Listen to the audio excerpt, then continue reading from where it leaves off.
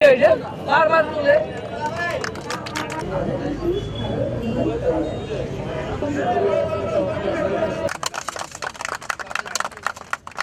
এই রাস্তাটি হচ্ছে সাতমাথা মোড় থেকে জাহাজ কোম্পানি মোড় পর্যন্ত এই রোডের মোট দৈর্ঘ্য হচ্ছে ৩,৭৯০ মিটার।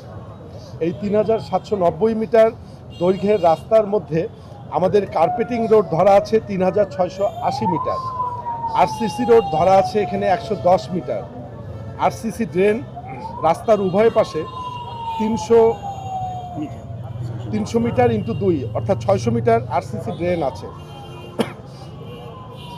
ফুটপাতের টাইলস আছে দুই পাশে ড্রেনের উপরে। রোড ডিভাইডার রয়েছে মোট ২৫০০ মিটার, রোড সেপারেটর রয়েছে ৮০০ মিটার, লাইট পোল রয়েছে ১৩০টি এবং স্মার্ট এলইডি স্ট্রিট লাইট রয়েছে ২৬০টি এবং এই কাজটি সম্পাদনের সর্বশেষ মেয়াদটি হচ্ছে ৩০শে ডিসেম্বর ২০২৬। আমরা প্রত্যাশা করছি যে ৩০শে ডিসেম্বরের পূর্বেই আমরা এই কাজটি সম্পাদন করতে পারব।